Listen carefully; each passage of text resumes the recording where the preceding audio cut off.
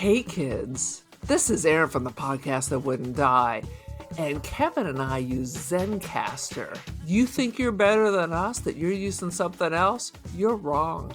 Zencastr's the place to be. Who are you to deny it? It's now super easy to record a podcast with Zencastr. Log in using your browser and start recording a high-quality podcast right away. Record studio-quality sound and up to 4K video with your guests. Go to zencastr.com/pricing and use our code DIEHARD and you'll get 30% off your first month of any Zencastr paid plan. We want you to have the same experiences we do for all our podcasting and content needs. It's time for you to share your story. Only a fool will give up a chance for a 30% discount.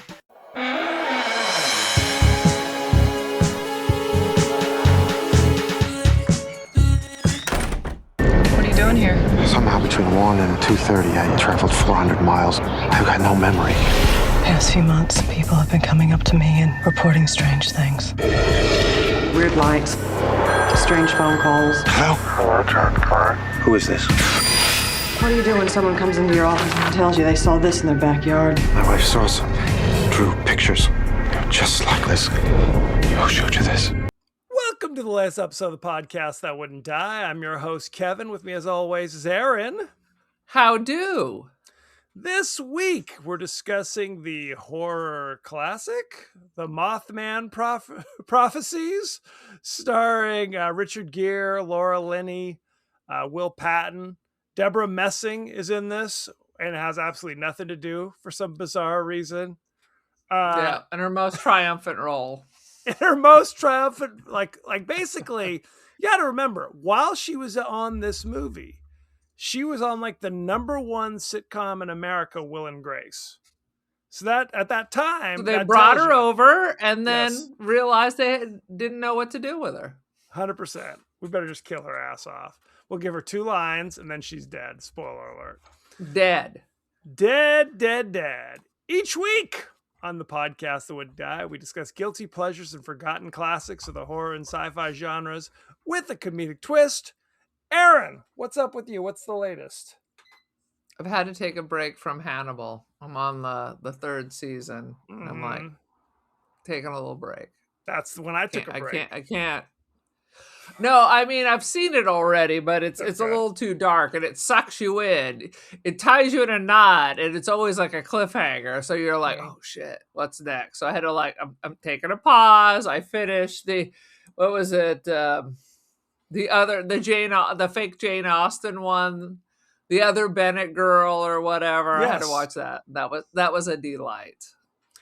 Erin has a duality. She loves Jane Austen and horror films. And they do not mix. Erin wants to live in the city and the country simultaneously.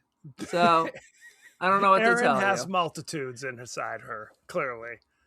It's a thing. Yeah. It's the other personalities fighting for dominance. It's split, really, is what's happening now. But we're all too lazy to leave the house and kill people. We're fair. Like, it's hot outside. Baby, it's hot outside. Becky and I have been watching The Pit. Did you ever watch The Pit? I have never seen The Pit, but everyone tells me it's amazeballs. I think so far there's only 2 seasons. And we're about halfway through of the 2nd season. We really enjoy it. But it's definitely a show for liberal-leaning people because there's multiple instances where somebody comes in and says, F these masks, and I'm right, and then, of course, they get schooled, I don't vaccinate my kids. What do you mean? COVID vaccine kills people. And, of course, one after another, they fall, It's like, I guess maybe so it's you a should slice listen. of life. It is absolutely literally that just sounded like my life during COVID, where my boss is ordering Invectramin or whatever, and COVID's not a big deal. Yep, ivermectin, and then she ends up getting hospitalized because the COVID she has is so terrible that she lost 40 pounds. She's in the hospital. Still trying to deny the flu really is much worse. I'm like, for sure. I'm always hospitalized with the fucking flu. All the time. All the time. Every season. You every bastards. Yeah. That's so it's just a slice of life. And I'm in a super conservative area. So Right. yeah. These are just the things I witness on a daily basis. They made I'm like, a joke on SNL where it was like the conservative version of the pit, where they would prescribe like meat. Like, you need more meat is basically what it is. At one point they're like, have this you guy- tried pork? This guy's really upset. He's like, my whole family died from the COVID vaccine. It's like, really? Yeah, they got the vaccine and I killed them.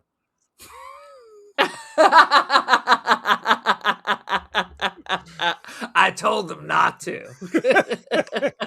Anyway, such is life. But it's a good show. I enjoy it. No, literally, when I was on my river cruise, there was a bunch of people who had to change planes like me in Denver, and we were at baggage claim, and they're like, dude, I was watching the pit. We don't have that subscription thing. So we were watching it on the plane. We watched the whole season on the flight over. I'm like, good. all right, check it out. It's kind of like 24, because it's like it's one day, essentially one shift on the ER. But okay, that just means each hour is the next hour, essentially, of the show. Does that make sense? What I'm trying to say? It does. Okay. But so it's like, what city is this where there's just people are dying every 3 minutes? So I guess it's not, Kern Medical or whatever. where they turn you away if you've been vaccinated.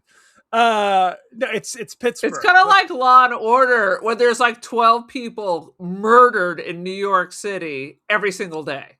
100%. That's what it is. In some horrible thing. And it's just in this precinct. Yes. Lord knows. So there must be like 200 people murdered in New York City. So much so that I was like frightened to go to New York. I'm like, oh, Lord. You thought it was always like the tourists that just got off the bus or whatever, and they got picked up and sex trafficked and heroin overdose before they were gang raped by a Russian mob, and 100%. They kidnapped their children, and 100%. Oh, it's a whole thing on the pit, and they show you everything, every cut of the scalpel. They're zooming in there to show you exactly what it's like. First episode, Becky. It's not like All Creatures Great and Small, where they're just shoving their hand up the cow's rumpus. If only. If only. This was like a Fulci film. I was like, sweet Jesus. Do we have to see another close-up?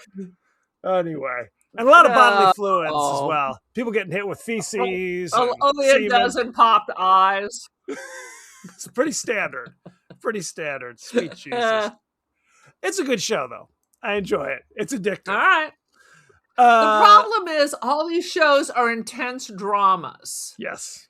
So how am I supposed to go to sleep after that? I was just complaining to the hairdresser. All these shows are like amazing, but you feel ill because you're so stressed. Why are there no good comedies?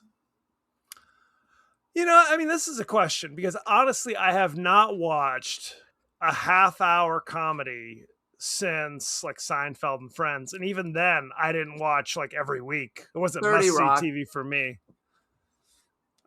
Maybe 30 Rock was the last funny comedy. Modern Family. I've watched very that popular. A couple of times. I burned out early on that. I'm just saying there are popular sitcoms that do exist, but there's in no the world. Streaming. Where are the streaming? Where's the HBO streaming comedies? Is it just too hard to be funny? It is. Because I feel like for 20 drama series, there's still I was like going to be one comedy, but I couldn't think of what that comedy was. It's hard. Comedy's harder. That's why. You got to have jokes. You got to make me laugh. It can't just be pleasant. Got to be funny, you son of a. 100%. Yeah, I mean, what was the one with the larger lady comedian? Because that was beautiful. I did enjoy that one. The one with a larger lady comedian. She goes back because her sister dies. You never saw that one? You're And gonna have to give me more she than this. develops this intense friendship with this gentleman she went to high school with, but he's gay, and then he gets in a relationship. So now she feels jealous. You never saw that one? This isn't You Baskets or talk, and I will whatever. find One it. of your shows. Okay, I did like Baskets because it fake took place in Bakersfield. They even went to a fake wool growers. Do not stop to look up what is the sitcom you're thinking of in the middle of our GD podcast. Please, Aaron. For the God in the name of all that's decent and holy. It is the greatest show. Well, if you remember it, you can tell us later. Why don't you give us your 30-second synopsis of the Mothman Prophecies? Good Lord. Some freaking cryptid shows up, terrorizes some people in some coal mining town to warn of bad things coming. Just not enough to really help people. The end. I remember seeing this movie in the theater and leaving the theater going, man, that was creepy. I had a slightly different reaction this time around, if I'm being honest. Aaron, when was the first time you saw the Mothman Prophecies? I think I saw it on cable, and I pretty much have the same reaction when I saw it the first time. Which is what? Which is yawn. Yawn! It's a sad situation. Well, although I still want to be I saw someone with a beautiful Mothman costume, so I am still not opposed to being the Mothman for Halloween this year at school. So I'll try not to schedule any IEPs for that Friday of Halloween. I went out of my way to try to terrify my little nieces and nephews when I was in Florida of the well-known Florida cryptid, the skunk ape. That there's a skunk ape roaming around Florida chasing people. Yeah. I'm a cryptid person. No.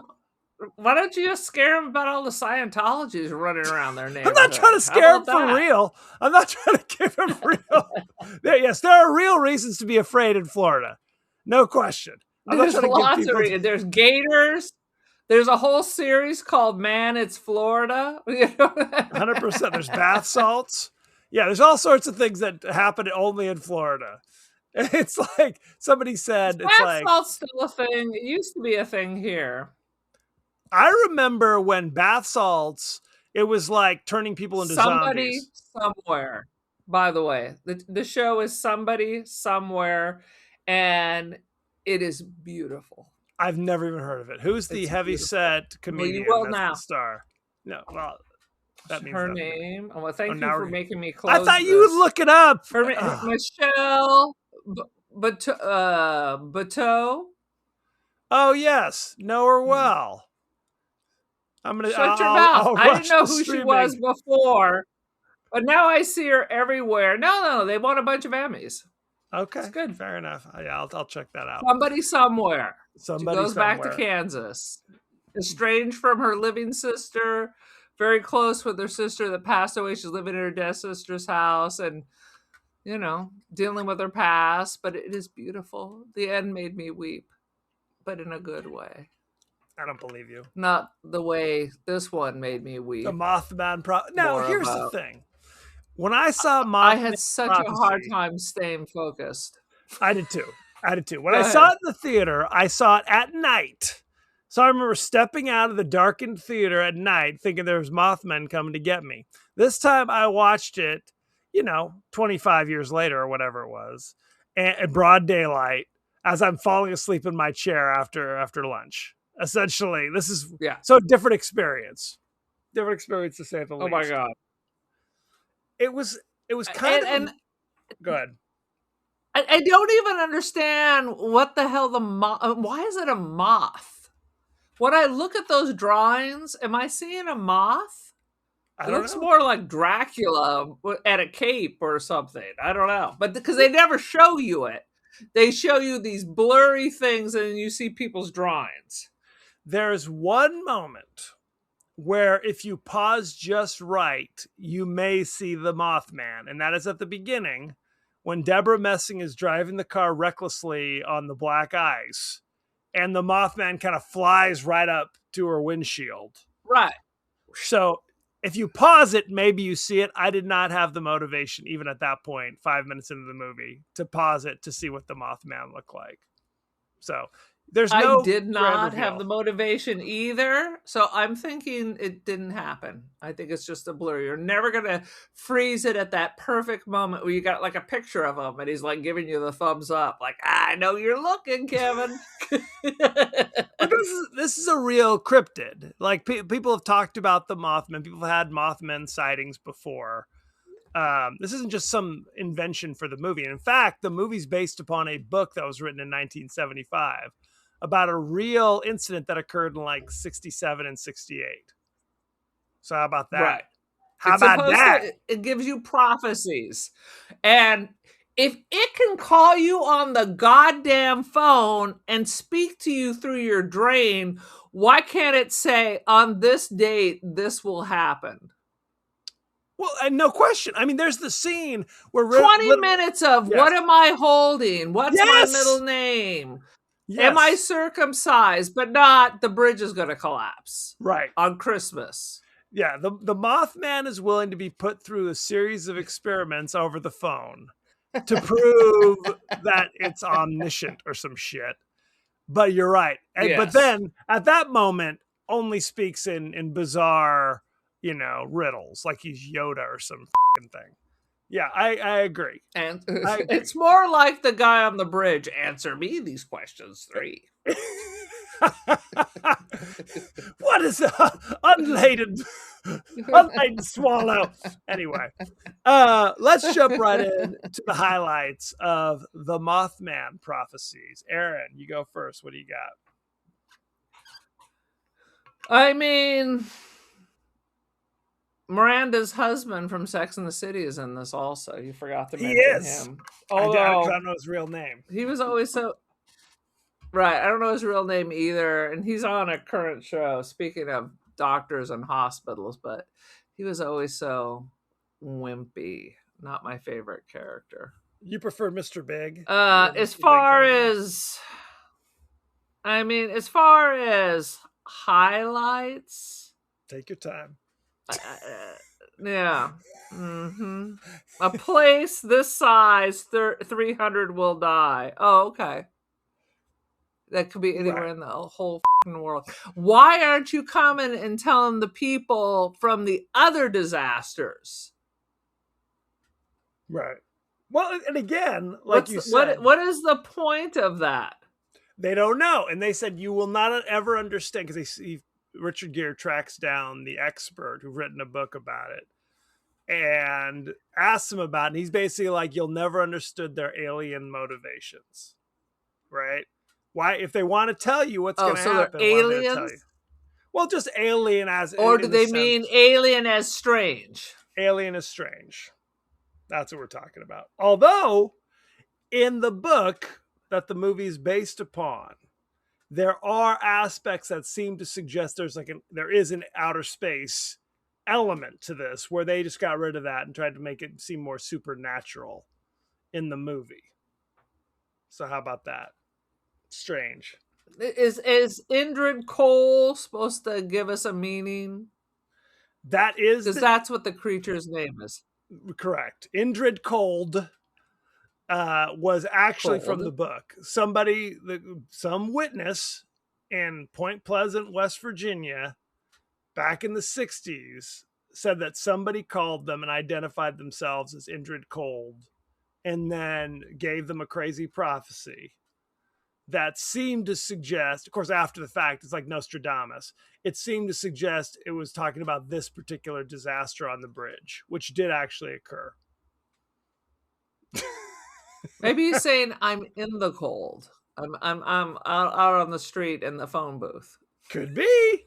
Well, there's a setup. And why Richard Gere, who's far away, 4 hours away? The novelist seemed to suggest that you noticed them. And by noticing them, they have now noticed you. And now you're into this. You're in this shit now. So how about that? But other people noticed them and nothing happened to them. There was an old woman who saw the 8-foot Mothman in the backyard. Then there was the recovering alcoholic who ended up dying. I mean, yes. Good heavens. I think the Mothman killed as many as he saved. I don't know. If we go back, Mothman clearly are not trying to save anybody, right? Clearly not. It's more like, hey, by the way, after it's over, after each of these horrible disasters are over, you'll be able to say, hey, that guy predicted it. In retrospect, I guess the Mothman knew what they were talking about because they're riddles. 99 will die, Denver 9. Means nothing to anybody until afterwards. Oh, by the way, an airliner crashed. The 9 flight from Denver. It's not enough information to do anything with. Correct. There will be literally, if Richard Gere hadn't turned around and drove back and got stuck on the bridge and heard strange sounds, he was like, oh. Right. Oh, Richard Gere ruined his career, essentially, over this. I guess he is a political columnist for the Washington Post, whose wife... It's Bob Woodward. Right. 100%. Although he might be more Carl Bernstein than Woodward. I gotcha. Because he's checking out houses in Virginia with Deborah Messing, and they're like, "We love this house. Why don't we in the closet while the realtor's walking around?" I literally wrote down, gross. Don't victimize me for your sexual thrills, freaks. I'm like, now you ain't going to get the house. How about that, now you lost the offer. Offer's off the table. You and your dirty whore wife, get out of here. Who's so bizarre? And that's why the car crashed. He was, because he's like, drive fast, honey. We got to do this, and we got to do this quick. That's why she spun on the black ice. It was a sad situation. What if the agent was the Mothman, and now you piss me off, you dirty freaks? Not only that, I'm going to put you in the real estate database to deal with these freaks. There's a special database for real estate, so you do not rent. I bet there is. There's probably some weird group chat or something where they can share information about freaky clients. There's no real estate client privilege. They Dude, do some freaky stuff. I bet there is. Oh, please. I was on a flight, and there was like I don't know, a deadhead flight attendant sitting next to me, and I got a notice from the airline that I'd missed the flight, even though I'm on the fucking plane. So I pushed the button so she turns around, and she went on to the group chat to find out what was going on and that multiple people. So if the flight people got it, me guessing local real estate are talking their own trash. There's no realtor oath you take. First, do no harm. Right? As far as I know, maybe there is. There's no flight attendant oath. We sat around and talked about going to Daiso and going to concerts. I believe. Boom. So they're racing home to go to Pound Town because they're like teenagers. I guess this is their way to establish this is a loving married couple. They love each other so much. They like each other. Even though clearly Richard Gere is an older gentleman, he's on the pill, the little blue pill. He's ready to rock. All right. He's ready to do this. So speeding home, they hit the black ice. His testosterone is Hegset approved. Evidently. And that's when Deborah Messing, who's driving the car, sees the Mothman flying up like Dracula, and she spins out of control and whacks her head, which seems like in retrospect it was a good thing because they discover a mass or something in her brain. So you think, oh, thank goodness the Mothman did this to alert them, hey, get yourself checked out. No, she's dead in 5 seconds anyway. They find it. Oh, it's too You late. did it in 5 seconds. What was the Yes. point? Did they just accidentally see the Mothman? Because he is 8 feet tall, so if he's flapping around, I mean, I guess if a condor jumped in front of you with a 15-foot wingspan, you might notice it. You might. But not an 8-foot Mothman with glowing red eyes. Because Richard Gere didn't see it. She's like, did you see it? Right. No, I don't know what the hell you're talking about. It's just, maybe it's the tumor talking. But you're right. This whole intro really serves no purpose other than to establish that Richard Gere is kind of sad inside. Right? Because how else are you going to get him involved in this nonsense? Right. 100%. Well, what is it? 2 years later. 2 years later, he's supposed to meet the rest of the newsroom for drinks. And he says, I'm not up to it. Instead, at 1 a.m, I'm going to drive from D.C. to Richmond, Virginia, because I'm supposed to interview the governor tomorrow. I mean, he's like a highfalutin, political columnist. He doesn't write for the Inquirer or something. It's not Bat Boy Lives, right? Don't they have trains on the East Coast anyway, too, on top of that? But it's clearly not in the morning. I want to be nice and wrung out for the interview. Exactly. Now, here's where it gets creepy, right? Smash cut to, it's 2:30 in the morning. The car is shut off. The phone is jacked up. He's knocking on the door of like a farmhouse nearby. And that's Will Patton shows up, puts a shotgun in his face and says, "You've been knocking on my door at 2:30 in the morning the last 3 nights." And of course, Richard Gere's like, I don't know what the hell you're talking about. I haven't been doing that. And they also discover that rather than going to Richmond, Virginia, okay, which is not that far from DC, he is somehow in an hour and a half, if he was driving 80 miles an hour, he's gone through all of Virginia and all of West Virginia, practically to the Ohio border in an hour and a half. And he doesn't know why he's here. How did I get here? So this is like those moments where you're like, ooh, there's, the beginnings of kind of a creepy mystery. Mothman is my co-pilot. Mothman take the wheel. 100%. Mothman take the wheel. I wrote down Mothman is a bitch. F him. Why do you say that? I'm excited about this Mothman thing. Because like I said, I'm like, give me some information that's really going to help people. I feel like Richard Gere, if he had just been on that bridge without all this nonsense and you're hearing creaking and cracking, you might be nervous. Right. Well, later in the movie, he meets with the novelist who wrote, I keep calling him a novelist. I guess he's a journalist. He wrote a book about the Mothman phenomenon and basically how it affected his life. Like he almost went to jail. His family left him. He was kicked out of his home because he was getting these prophecies that were worthless. Like he would go down one path and be wrong. And if he was right, then people were like, well, how did you know? Put your hands up. You're going to jail, essentially. So he tells him. You must have caused it. Absolutely. Right. Which is a reasonable reaction when somebody says it's like, hey, the bridge is going to blow the day before. But he says, if they want you there, if the Mothman has led you to Point Pleasant, West Virginia, and you know there's going to be a disaster there, the only reason that you've been brought there is to die. It's because it wants you to die in this disaster. So think on that. How's that grab you? A lot of this interesting, and yet he doesn't. He does. Well, and yet he doesn't. Although he should. It's fucking Christmas in freezing cold hypothermia water. Dives in like he's in a sauna, swimming around, getting Laura Linney, who's already should have had a heart attack and died. And it just, put a blanket over your shoulders. You should have been crystallized. Oh, no it's question. A bunch of bullshit. Well, and we meet Laura Linney. She's the sheriff of the town.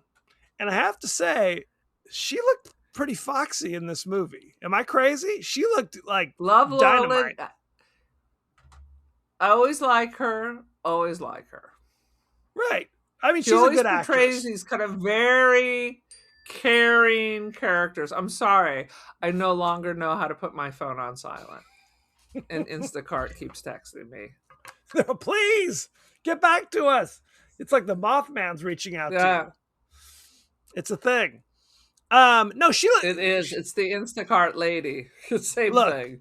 When I saw Laura Linney in Congo, I was just like, whatever. She's got a weird hairstyle. But when I see Laura Linney in Mothman Prophecies, I'm like, ooh, looking kind of foxy today, Laura Linney. How about that? And I guess we're supposed to think that there's some kind of heat between her and Richard Gere in this movie, right? We're supposed to think like, because you never actually see them kiss or anything. Right, go ahead. They clearly have a bond. I mean, he jumps in the water to save her, so he does. Clearly, they're gonna go race home and have sex as fast as they can. Well, hopefully, while observing the rules of the road at that stage of the game.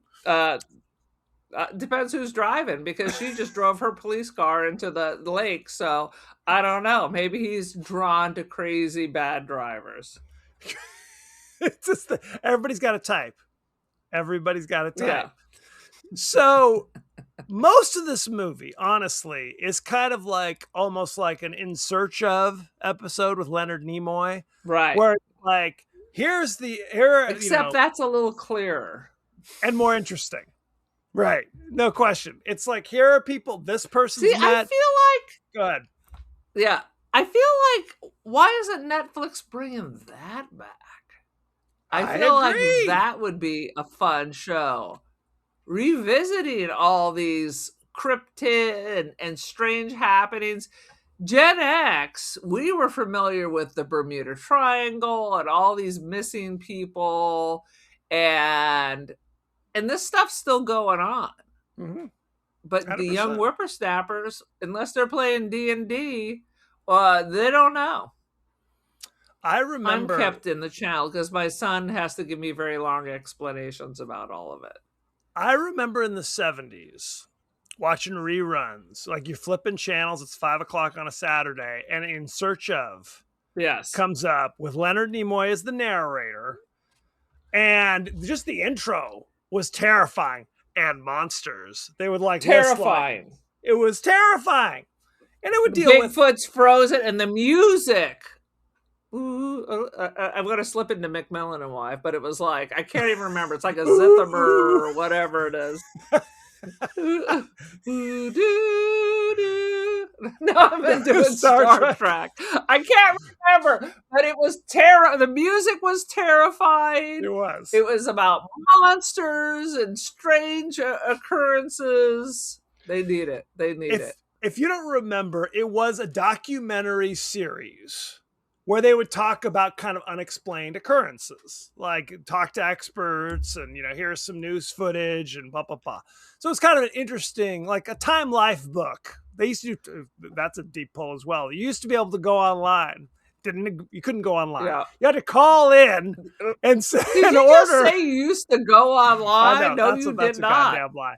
You would call in and they would. You might have been taking some lines. You better believe it. White lines.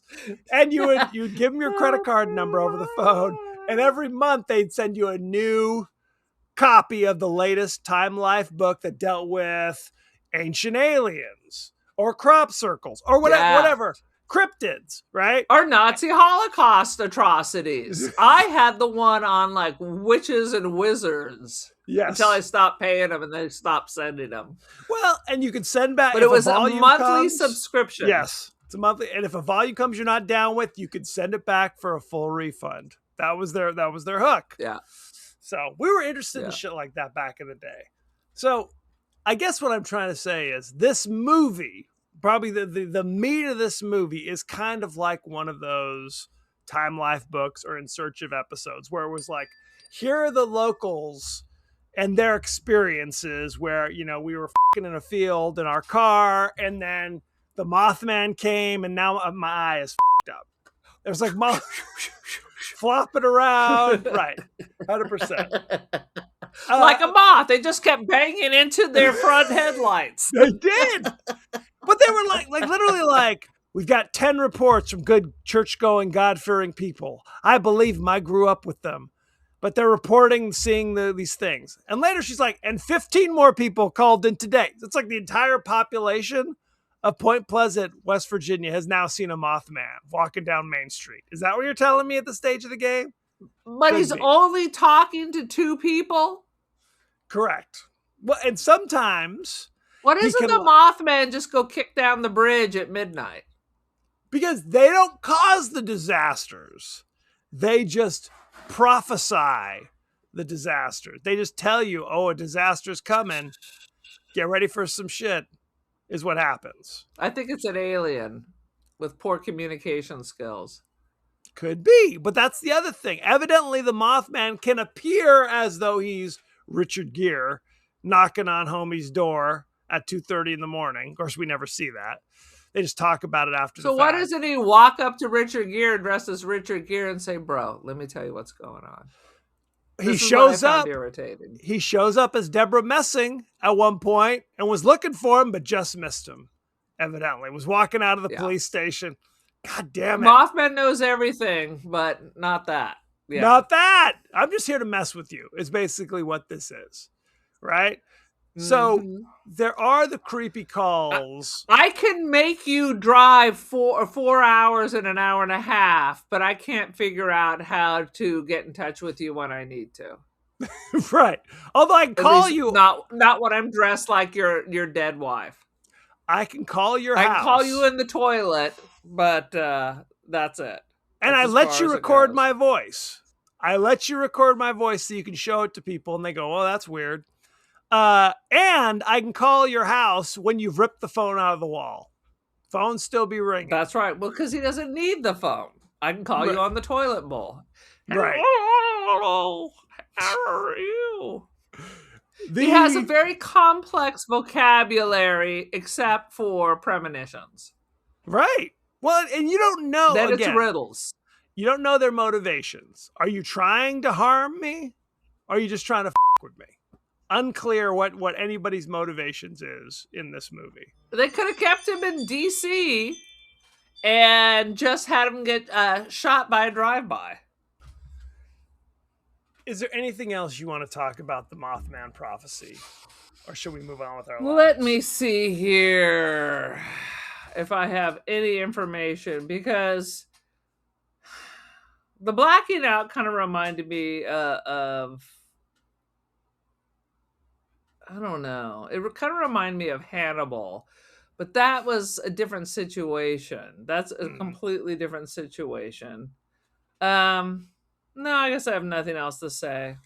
I was not overly thrilled, and I don't know why people are so excited about this, because people are. This is a popular movie. I honestly think. I mean, it's not like it's a piece of shit by any stretch of the imagination. I'm not going to watch it again. Well, but it's too many. It's basically just, I wanted to see some Mothman doing some Mothman shit, is what I wanted. I wanted to see a creepy hand. I wanted to see a dude flapping by. Some creepy pasta. Give me some kind of thing. Give me a Slenderman. Do something, right? I want to see some shit. This was a lot of like theater of the mind. Like he's talking on the phone. It's not really Will Patton's voice. It was the Mothman all along. Damn it. I'm standing here with the Mothman. Put him on, okay? If Richard Gere was supposed to die, then why was Laura Linney the one getting that she's 37? Her dreams. Wake up, number 37. See? Wake up. 36 died. Wake up, she was 37. Number 37 who survived. That was kind of a cool thing in retrospect. But then that was cool. Yeah. But that really blows away his... Is he prophesizing if you're the one supposed to die? Right. Did number 36 have a dream saying, stay asleep, number 36. Stay asleep. Yeah.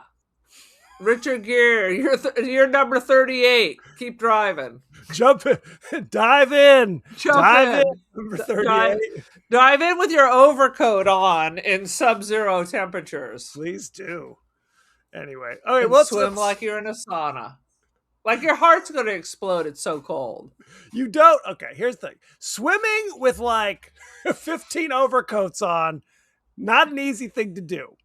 Okay, let's just say that. No, you're gonna Not sing like a stone. right. And at any moment, some concrete could just crash onto you, and that will be the end of your story. So there you go. Correct. Anyway, let's look behind the scenes, shall we? And it's cold. It's the cold that's gonna kill you. It's Idrid cold. Who will kill you. Titanic friends, remember they needed to be out of the water.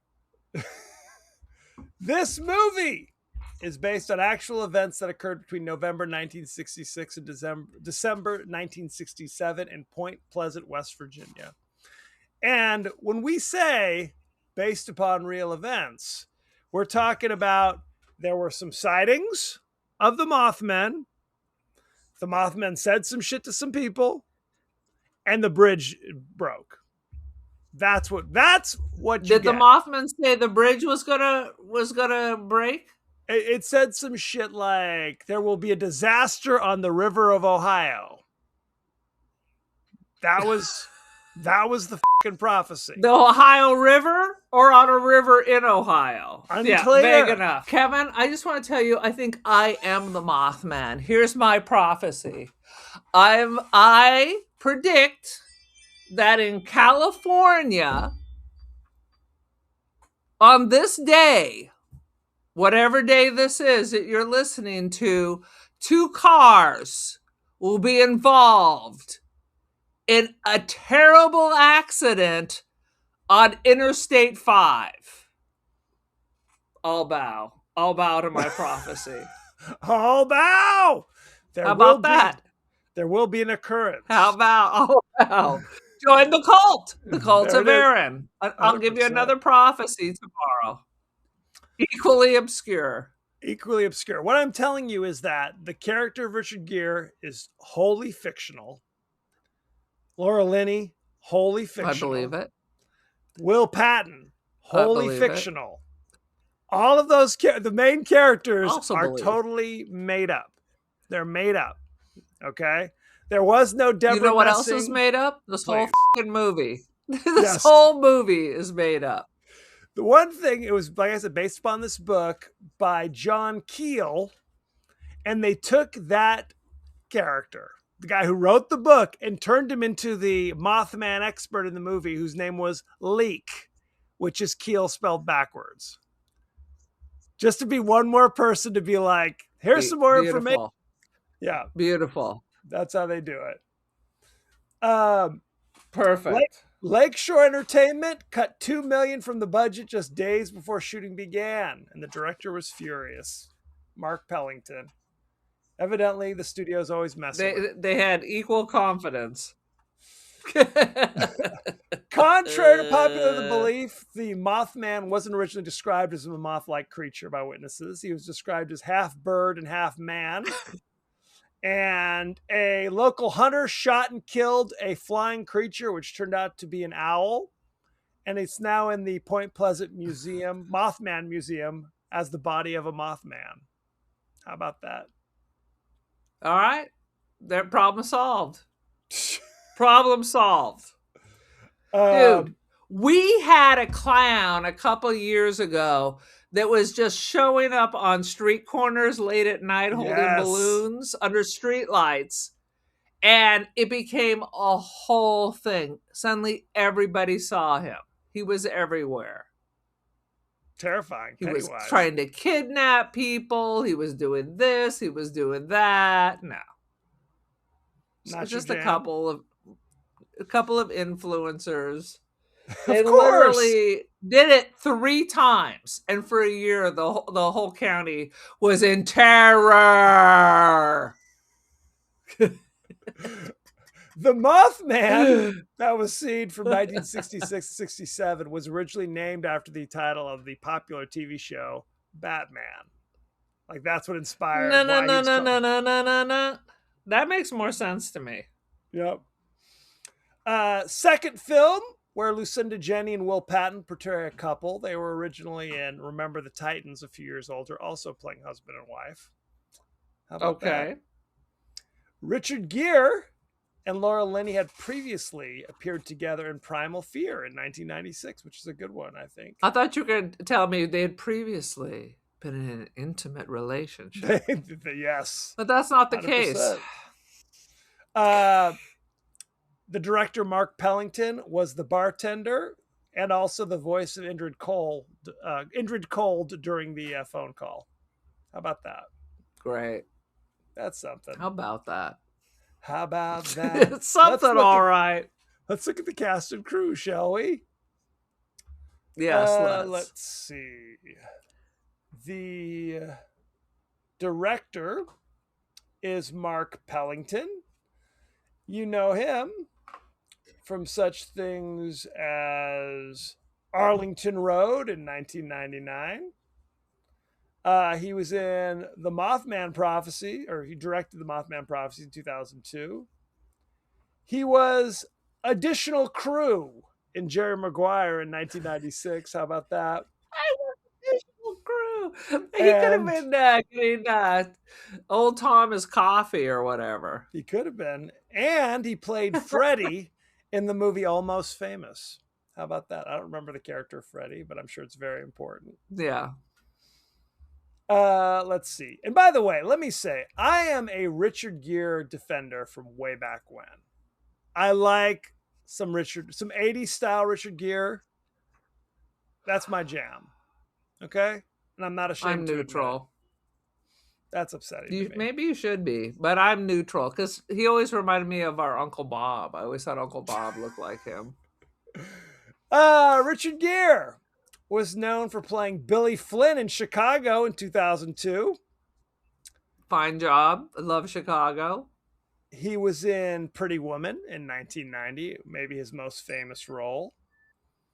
Never saw it. He was in An Officer and a Gentleman in 1982, playing Zach Mayo. Very upsetting. Very upsetting. Well, these are the movies. 80s into 90s Richard Gere is basically the charming asshole. That's basically what you get. Be it American Gigolo, be it Officer and a Gentleman. All of these things, he's like, I'm charming, but I'm also kind of an asshole. And also, his early film roles were almost uniformly offered to John Travolta, who turned them down. All of his big hits were... He's the Sandy Bullock. Is that what you're saying to Roberts? In 1997, he played Declan Mulqueen in The Jackal, doing what is arguably the most offensive Irish accent the world has ever seen. So if for no other reason... I haven't seen it. It's horrible. It's like he's a stranger to me. He might be. It's a sad situation. Laura Linney played Sheriff Connie Mills. You know her from such things as The Big C. I remember that TV series. 40 episodes from 2010. Never watched that. She was in The Savages in 2007. I'm unfamiliar with that. She was in the Christmas movie. What Christmas movie was she in? Wasn't she? She's in the British one. What's it called? Yes, she was in oh Jesus, Love Actually. She was in Love Actually. Love Actually. She was in Kinsey in 2004. She was in You Can Count on Me in 2000. She was in Congo. She's like a stranger to me also. Not a stranger. Congo, damn it. We have Love Actually and Congo. There we go. Can't beat that. She was in 44 episodes of Ozark. I'm just going to keep going. She's in a ton of stuff. Nope. She was in The Truman Show. List goes on and on. Never saw it. Do you even see movies? What in the hell is going on here? Let's see. Will Patton played Gordon Smallwood, who we barely spoke about. He's like a hillbilly who's also communicating with the Moth people.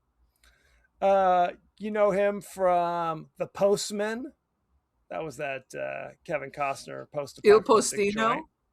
He was in No Way Out, which is another jam. Dude, I do love No Way Out. Great. Excellent film. Armageddon. He played Chick in Armageddon.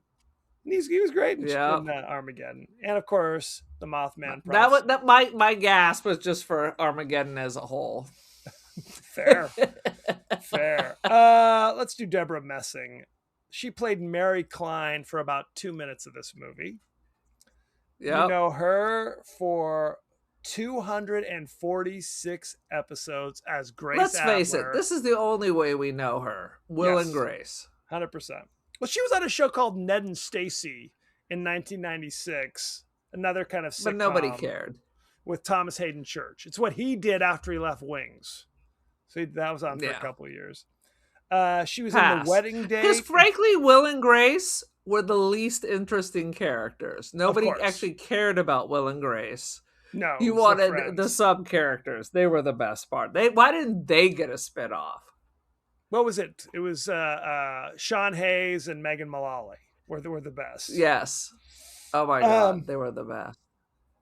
She was in The Wedding Date in 2005, 6 episodes of The Starter Wife in 2007, and Hollywood Ending in 2002. Any of those doing it for you? You're just making sounds. I don't know what any of these things mean. It's a sad, sad situation. Indeed. Let's take a look at the rating, shall we? Let's go. I feel like I'm going to be disappointed with the public's rating. It's possible. I'm going to need my fake cigarette for this. Continue. The Mothman Prophecies currently have on Rotten Tomatoes 52% rotten is what the critics gave it. What do you think the audience And the public gave it 48.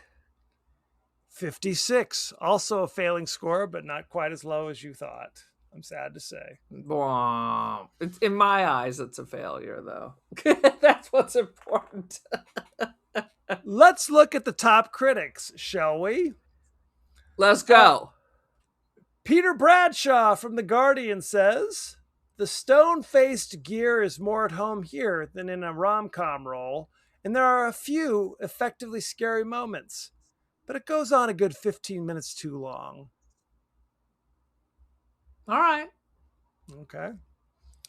I mean, the potential's there.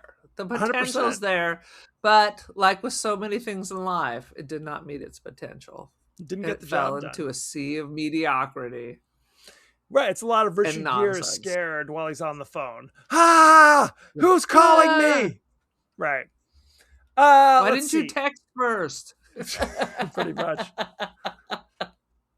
Oh, for The Observer, we have Rex Reed. Rex Reed. He checked this one out. Real Rex Reed. Real Rex Reed. He says, even with your eyebrows raised and your tongue planted firmly in cheek, the whole thing gets under your skin in ways that will creep you out. How about that? He kind of liked it. That's not the Rex Reed we know. He likes Richard Gere. I think that was it. No. Oh, fair. Well, fear not. We're going to check in with our in-house movie critic, AI Rex Reed. Let's go. Controversial. Here's what he has to say. The Mothman Prophecies is a dreary parade of whispered phone calls, gloomy stares, and cryptic nonsense that mistakes relentless solemnity for suspense, leaving you to wonder if the real supernatural phenomenon is how it makes 119 minutes feel like an eternity. Facts. That's it. Couldn't have said it better myself. Thank you, AI Rex Reed. Aaron's response is, if you have problems focusing during long, boring spells, you're not going to want to see this at the theater, since your phone will be frowned upon when you start Googling nonsense because you're so bored with this. If you like movies that don't make sense, but have a few moody moments, you might like this. If you like the idea of something that gives prophecies, then subscribe to my content. Thank you. I'm giving this nonsense. I mean, I'll give it. It's not the worst movie in the world. For sure, there's worse, but that ain't saying much. I'm gonna give this I don't know, like a 3, I guess. Boom! Like, Look at you. Okay. I was going Fair. to give it a 2.99. Actually, I'm revising it. Go It's ahead. not good enough. It's got too much of a budget and too many stars for it to be this rotten. 2.99. I'm going to give it 2.5. I'm going even lower than you. All right. It's not a horrible piece of shit. It's not. No. But it is disappointing. It's disappointing. I wanted it to be, it could have been creepy. It could have been really like kind of atmospheric and creepy. But those moments were kind of few and far between, in my opinion. And again, now, do you see there's a series? No, is there? On what channel? On Netflix. I think it's like Netflix. When I was looking, I think I watched this. I can't remember if I watched this on Netflix or Prime, but when I typed in Mothman Prophecies, it was movie series. Oh shit! I was like, oh. I'll look into it and let you know. There were other Continue on. I'm sorry I interrupted you. It's okay. There were other Mothman properties out in the world, but not my Prophecies. Properties not and real prophecies. Now that should be the Mothman Properties. Yeah, it's a behind the scenes Mothman reality brothers. show. Will the Mothman come and flip your house? 100%. God damn it! No, it is just below okay. It's kind of my attitude. It had a good thing, but it never kind of gets it together. I thought the ending was actually kind of interesting, but you're right. The moment you see the wire start snapping, you're like, I guess I'm not going to cross this bridge anymore. How about that? Anyway, I mean, you can if you want. I'm not going to do it myself. I'm not doing it. How about that? Any last thoughts on the Mothman? I'm going to take whatever thoughts I have and I'm going to drift them away. The only good thing about the Mothman Prophecy is if I dress up as the Mothman for Halloween. And I'm going to just give obscure prophecies all day to the children. Yay. You should. Anywho, so thank you very much. We are across the social media landscape. We're on Blue Sky, we're on Threads, Instagram, TikTok. You can also see our smiling faces on YouTube. Ooh la la. You can email us the podcast that wouldn't die at Gmail. We're on Apple Podcasts, Spotify, anywhere the finer podcasts are available. So don't forget to like, share, rate, and review. Won't you? Won't you please? Aaron, what is your social media situation? I have artwork on Artsy and First Dibs, Instant Dream Galleries, Aaron Doherty. Check out my Polaroids. I run the podcasts, TikTok and Instagram, and my personal Instagram is The Cult of Aaron with like an underscore after each word. Join the cult. I remember when you got mad at me when I'm like using like T podcast TW die. You're like, why don't you just write it all out? Because it takes forever to write out the podcast that wouldn't die at Gmail, for example. Dude, my Gmail is join the cult of Aaron with like a dash or an underscore for every single one. Yeah, I understand. Nightmare. As you know, we like to check in with our friends and family across the social media landscape. Aaron, what are the streets saying? Dude, and Dora on Friendster sent me a message wanting us to cover The Love Witch. You know, there's all this good obsession. Why not flip the script and do just the opposite of obsession? The Love Witch. So shot in 35 millimeter. Go ahead and check in with Andorra. Is that from Andorra. Bewitched? Well, I don't know where she works. She's Elizabeth Montgomery's mom, Agnes Moorehead. Is that what you're saying? Agnes Moorehead. Fair. We will add it to the list. But next week we may have a special guest. We like to keep you in surprise. You'll have to tune in to find out. We are doing the French Belgian body horror romp, Titan, starring many French actors. Where can you watch Titan? Wait, doesn't Teton mean boob? Like the Grand Tetons mean big boobs. And it's not spelled that way. Are we watching a French film called Boob? If only. If only. La Mammary? It's Teton is spelled like Titan with an E on the end. Teton. Oh, okay. So, anyway, how can you watch Teton? You can watch it on Tubi for free, Canopy for free. You can rent it for $3.99 on Apple TV or Fandango at home. How about that? So you have options. I'm gonna free have options. A Fandango party. That sounds awesome. So send in your favorite scenes, favorite quotes, comments, and questions about Teton, and we may talk about it on the show. So thank you very much, and be well. Be well.